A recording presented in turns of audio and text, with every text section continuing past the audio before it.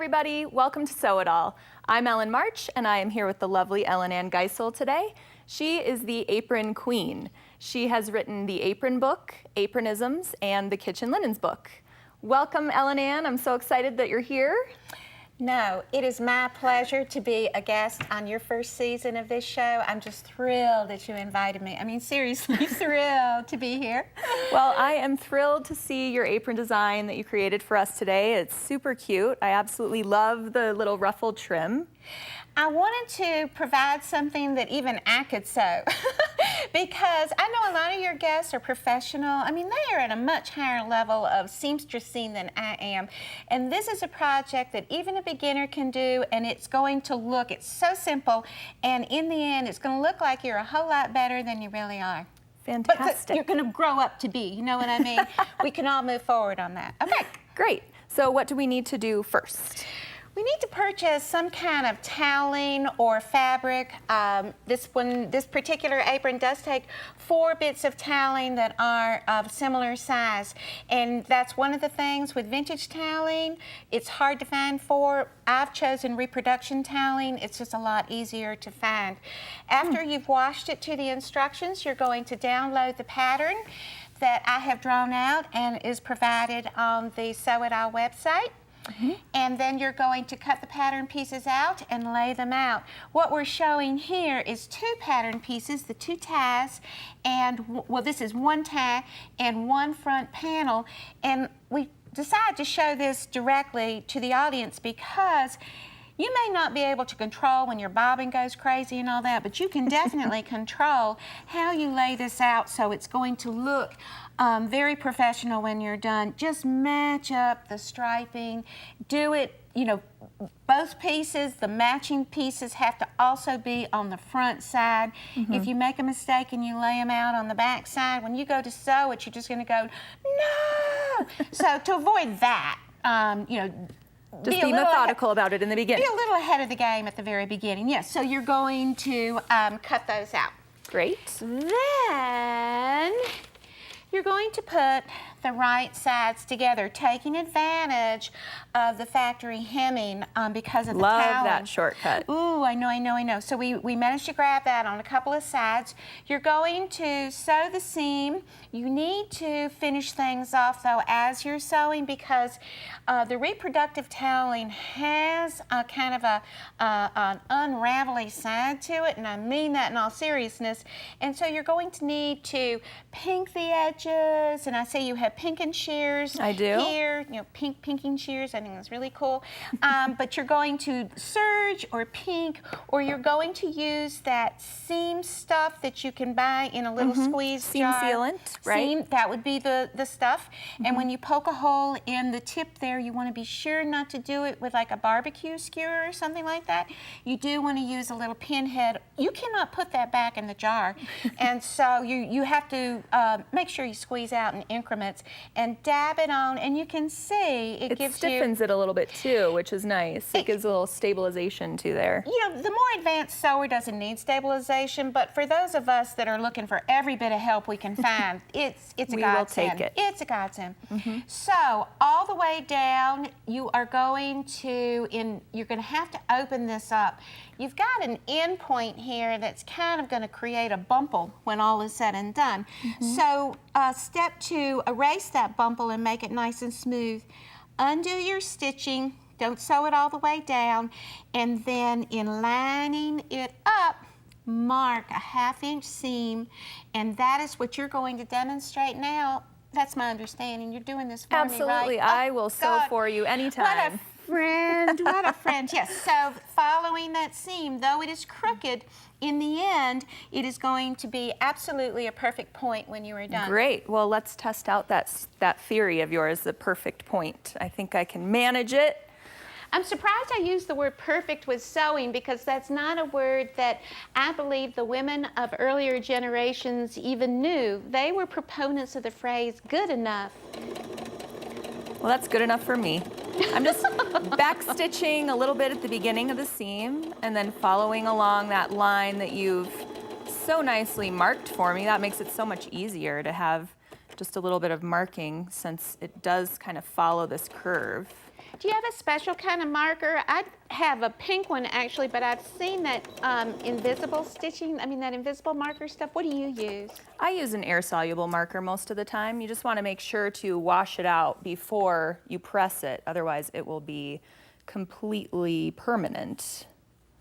Well, that would not be a fun thing to have on, although it would be on the inside, so it's not like it would be irreparable. So now I'm just getting that perfect point, folding all of that in, and it is like magic. And then just top stitching, right, EllynAnne? Yes, please. Just top stitching that seam a little bit. Now, if this is a little wonky, you're not going to hold me accountable for it, right? Now, the good part is that the ruffle is going to cover up any errant stitching that, of course, not you, but someone else might have done. Fabulous. Like me, for example. I'm just coming to the end here and smoothing it out and back stitching a little bit. And that's all there is to it. Okay, and let's just trim up our threads a little bit so that all of that is nice, neat, and tidy. Oh, so there we have it. Beautiful, beautiful. And when it is pressed, it's even going to look better. Fabulous job. Thank you so much. Great. Okay. So next we need our pockets. Is that correct? The pockets, which I consider to be blank canvases of expression. If you're going to do any kind of embellishing, as in embroidery or applique or anything like that, be sure and do it before you sew these things down, or you're just going to go, no, and then you're going to have to either take them off or make another apron, which isn't the worst thing, that ever happened in the world. Right, just give away the first one and then make another one for yourself. Oh, yes, the holidays, well, always around the corner. Around the corner, always, yes. 4 corners you're going to find are marked on the pattern itself. You're just going to take advantage again of that factory seam. You're going to turn them over. I like to use that you called it something, you gave me a name for it before. Just fabric glue? Fabric glue, thanks so much. Yes, it helps me, ironing it and keeping it nice and smooth. Then you're going to match things up and you're just going to finish the top stitching. What we talked about, though, was reinforcing the corners. In my collection of aprons, and I have hundreds and hundreds of aprons, you can tell the homemaker who is right-handed, her pocket has stress on that point right there on the right corner, as does on the left. Not as many left-handers in my apron collection anyway.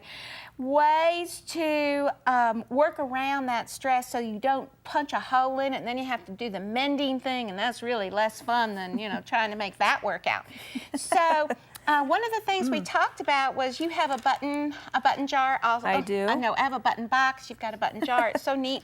But you could either do buttons from the back like you would for a winter coat to reinforce a button, or you can just use buttons on the corners.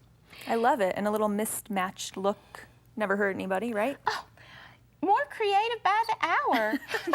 Or by the pocket, I should have said. Oh, yeah. By the second, of course. And then we have this cute little loop here. You do. It existed on the original toweling, as we can see, so you just incorporated that into... Oh, you need to take advantage of that, absolutely. And for me, I use it when I wear this apron. I can always find my readers. When I don't have this apron on, I can't find my readers. I have like 100 pairs of these things or something like that. But for somebody else, it would be a great place to put like an iPod or a telephone and just put your wires, your buds through here, and then they could just dangle without getting tangled on anything, or they could be in your ears. And I just think the loop is a very handy thing to have. Absolutely. So we've sewn that on. Okay. Next up, we're going to address the ties. The ties are also taking advantage of the factory hemming on both ends. You're going to need to keep the stitching on one end, and you're going to cut it off on the other, so it's not so bulky when you slip it into the waistband. Makes sense. You are going to turn the ends, the bottom and top hems, and you're going to, well, you can see, sew a better straight line than I did. I hadn't realized bringing it on television it was going to show up so startlingly horrible. But that's a good point to show. It's on the wrong side. Nobody will see it. On this side, it looks perfect. So again, drop the perfect word and you're just fine. Good enough. It's not going to come loose. So you would continue to your stitching there, leaving it plain, or if you so desire for a point, you're just turning it down and again top stitching. Whichever is your pleasure. I love the point. It gives it a Me little too. detail. I know. I think it has a more refined look, but there's nothing wrong with a little square bottom, like so many of us know. With the little square So bottom. now we need to insert these into the waistband pieces, right? That would be correct. Okay. All right. We have sewn the two pieces of waistband together. And again, you're going to need to finish that edge because it is going to unravel. That's just the way it is. I'm a proponent of the pinking shear or putting the stop stuff on there. So turning under the ends, you see Just one end, though, right? One long edge. one long edge. You know, yeah, I've got it turned backwards. Here we We've go. pinned that already, but we can take that out so Yes, that we let's- can see how that's done. Yeah, for traveling's sake, it made it easier. Okay, so now you're going to, this piece is larger in width than the space it's going to fit into, and that gives you a great advantage for creating your pleat, which is Very going, cute. then you're going to, you, Miss Ellen, I know, would not need to pin this down because you are a pro. I might need to pin it, but I probably wouldn't. I, however, would. And so now you are going to finish, are you going to finish sewing Sure, this? or- yes. I Great. will absolutely finish that for you because it's so super quick and easy. And it's just a straight stitch along this end, right? Just It is. attaching everything together. It is. And I will just back stitch a little bit again to anchor the seam and pull the pins out as I go. Now, EllynAnne, it is a little bit bulky, and I'm just gonna shove it through without creating an unwanted pleat, shall I say. Well, it would have been a whole lot bulkier if we hadn't cut off the factory edge, you know, That's hemmed true. edge. So I don't think it's as bulky as, it's going to be fine. You'll see. It's going to be just fine. Great. So, and do we want to clip this little corner here? That's Oh, certainly. Or does that not matter? No, I mean, we're here, so, and you've got Use all the my little pinking tools. shears. Yes, Why please not? do. Please Okay. do. So that's just going to help us make a nice Exactly. clean and crisp. I was trying to say those as one word. And This is the part I really like, where you get to turn it and admire your work. I mean, this is just grand. very cute. And I have a It looks- little chopstick, which I like to use. You can use for your corner. Oh, my corner And then- is, I'm already looking great, but Oh. the one that you sewed seems to need a little bit of pushing. Great. So once we have those out, then we are ready to attach, right? Yes. And then let's see how that works out. We're going to be using the piece you just put away. This is going to show the finishing. There we go. Back to back. We're going to, you know, I know people can work upside down, but I just cannot do that. So we're going to find the halfway point. It's about right there. And we're going to pin it to the middle of the apron and then pin it all the way across, and that is what you are going to sew. Then we are going to flip it to the front side, and that is what this is showing. Fantastic. You're going to just turn it under 1/2 inch, smooth it down nicely, and you're going to top stitch all the way over. It's going to be very clean, and if you're using a thread that matches the background fairly closely like this, even if you run off a little bit, nobody's going to know unless you point it out.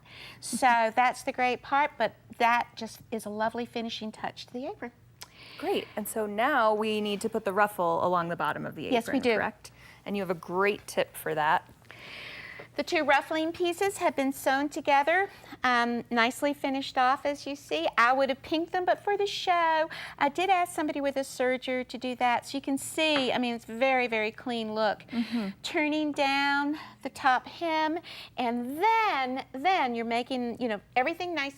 You're going to lay out a piece of string, and the string is about 1 inch from the top, and you're going to set the machine on the widest zigzag, and using the measuring plate, you're going to just stitch over the string the big zigzag back and forth all the way to the end where you're going to tie a knot, and what you have is a great puller.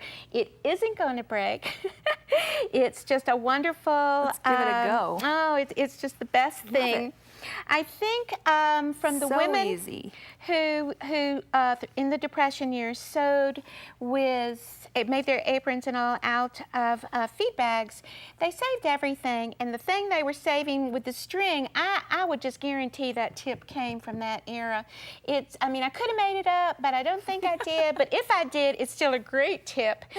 And the string, it makes it fun. It makes it a little fun to do. So to attach it to, an we need apron, to distribute the gathers pretty. Yes, and you know, gathering, it's not my favorite thing to do. It gets me all nervous and everything. Oh, is it going to look right? But you know what? You space them out.